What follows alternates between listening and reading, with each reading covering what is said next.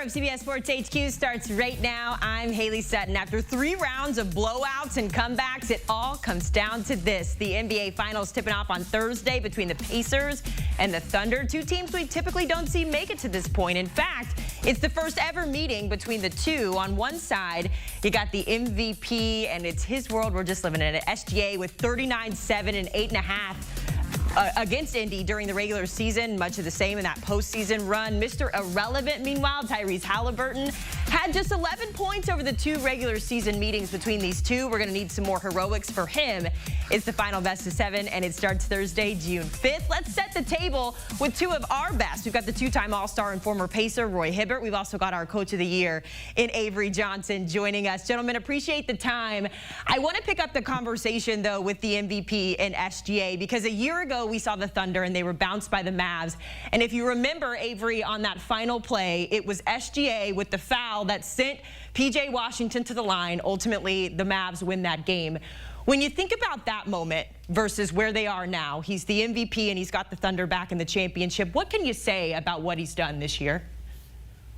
Well, he's just been tremendous. And obviously, you know, that led to an MVP this year. But what he's done off the court, in terms of his leadership behind the scenes, and I know folks all around that team, and I get different reports, the way his leadership has been elevated this year, combined with how impressive he is on the floor. That's why this team is hitting on all cylinders.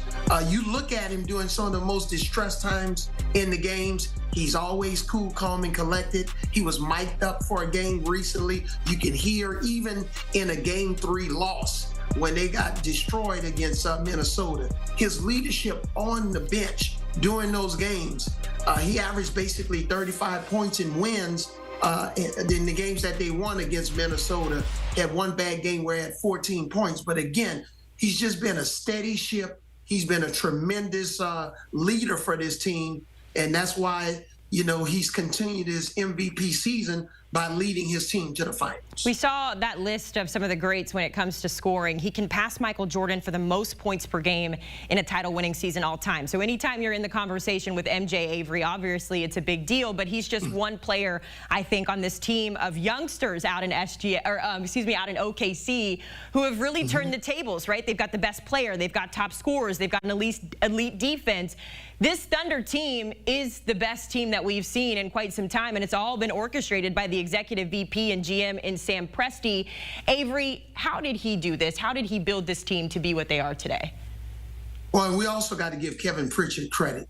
Roy's team with the Indiana Pacers, you know, he's done a tremendous job. But with Sam, this is basically San Antonio Spurs 2.0, building your team through the draft, picking, you know, having an eye for talent, you know, the same way the Spurs pick up a Tony Parker late in the first round and Manu Ginobili, and look at how Sam has really pieced this team together. Chet Holmgren, guys like that, they're really easy to pick, but it's those other pieces, adding Alex Caruso to the team, trading away a Paul George for Shai Gilgeous-Alexander. Sam Presti's really built this team. I think it's San Antonio Spurs 2.0, the way they built their teams. Steady, youth, chemistry, continuity. He's done an amazing job. I think it's interesting as well that Paul George is kind of the common denominator between both of this two teams. It was his trade to the Pacers, or from the Pacers to the Thunder, that eventually helped Indy get Tyrese Halliburton. Then his next trade from OKC to LA, that helped the Thunder lock up Jalen Williams and, of course, our MVP and SGA. So shout out to Paul George for being a part of this. And Roy, when we mentioned Tyrese Halliburton, I think we have no doubts, right? He had a slower game there earlier in the series, but bounced back in Game 6, 21 points, 13 assists there. But we did talk about those numbers that he had during the regular season against the Thunder, just 11 points across the 2 matchups here. How big do you need Tyrese to be if they're going to contend with what the Thunder have done this year? Well, going back to what they did during the season, I didn't think that they were the same team, and I know we'll talk about that a little bit later. But with Tyrese Halliburton, he is the head of the snake. He plays with such pace. The thing I like about him last game was those 13 assists. Like, he finds his players, he gets them open, and that really helps, their bench. They have Pacers have a really deep bench, and I think that's what really helped them get over the Knicks. But it's the fact that, Tyrese has a quick trigger to pass that ball up the lane to get open shots at the rim.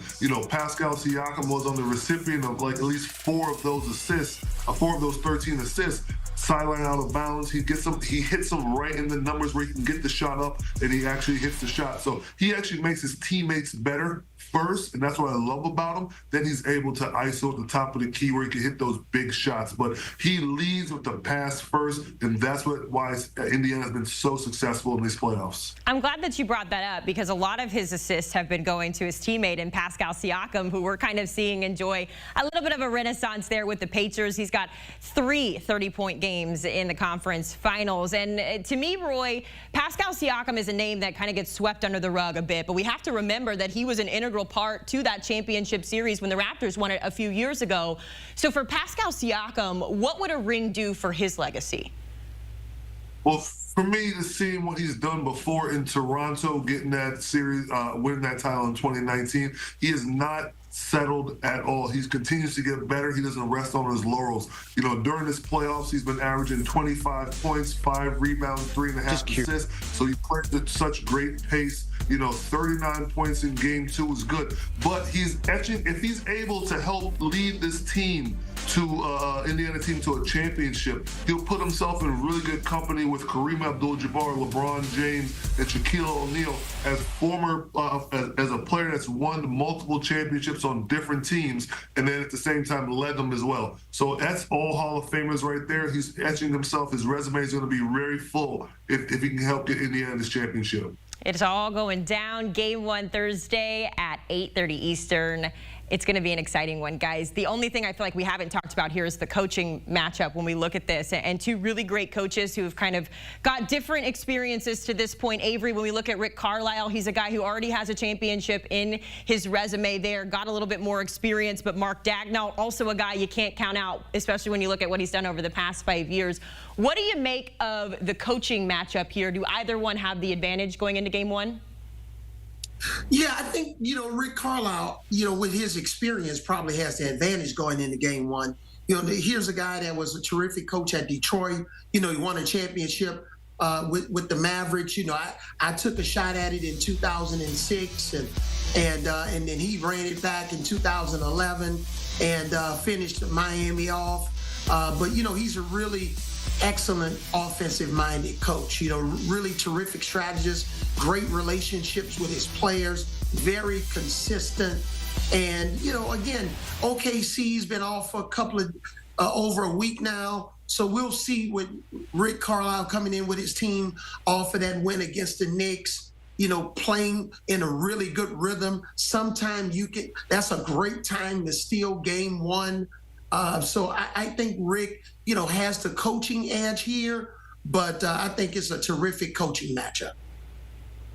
Yeah, this is a tough question for me because as a player, you kind of sense what each coach does right and what they built with their foundation. OKC, Coach Markey's did a good job of, building the foundation of, tough, intense defense, up in your face, pushing you out to almost the half-court line where you start your offense. And then on the other side of that, his offensive set, letting his aggressive players take the lead. Now, like, adjustments are just the biggest thing in the playoffs. Now, Rick Carlisle has experience, and he's been able to do it so far. So, to me, the biggest adjustment is, like, how he's going to combat how they lost those 2 games in the regular season, where I think that they were OKC was just getting to the rim at will and scoring in the paint. And I think Coach Carlisle will use his experience. That team that was in the regular season, not the same team that is that is playing right now. Different confidence, that's a different sense of air to themselves. But I feel like Rick Carlisle definitely has the edge in terms of what he's done in the past. But I think that these players are going to go out there. It's going to be up to the players to win. Not really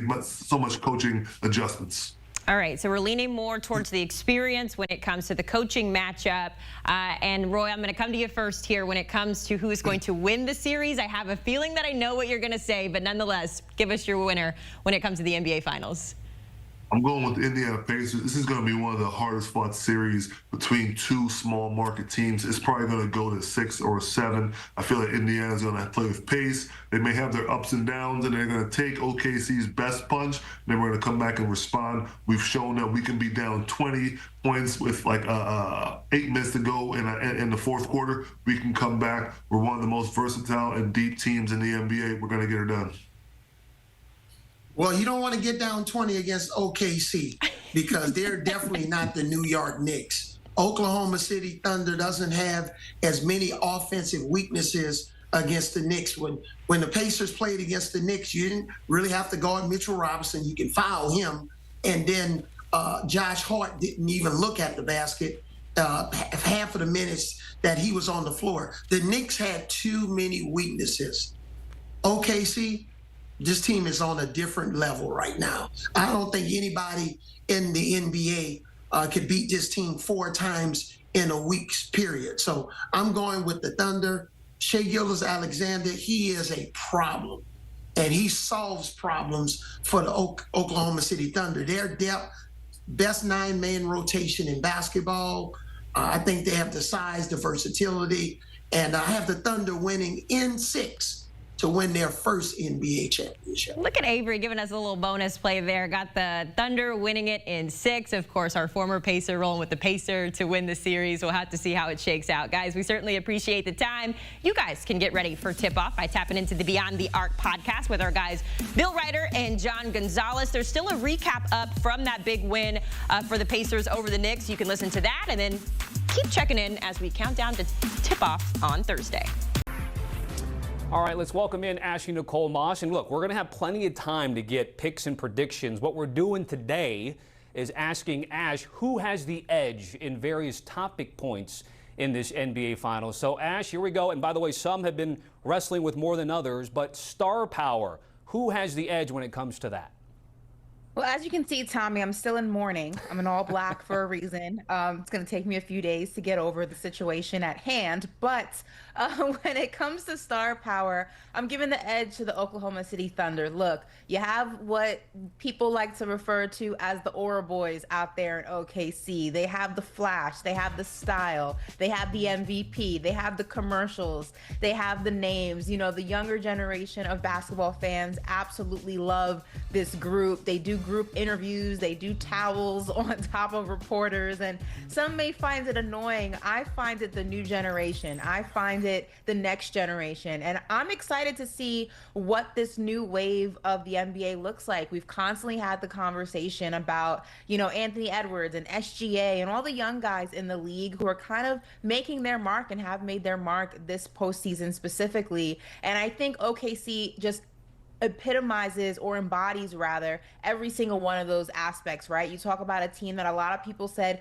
could not win because of how young and inexperienced they are, and here they are just 4 games away possibly from winning, or 4 games away, yes, 4 games away from winning a championship and kind of squashing the narrative of young teams not being able to win. And we already know what Tyrese Halliburton's capable of. When you talk about those stars and the names that kind of glisten a little bit more, you got to give the edge to OKC. I mean, they have commercials. Come on, they're wearing the same outfit to the movie premiere or whatever that commercial is that runs constantly during the postseason. So give me OKC. Yeah, for even more than a year. You just reminded me of What a Pro Want. Like that just was, yeah, exactly, yeah, right? That too. Yeah, exactly. That too. That dates back to that. All right.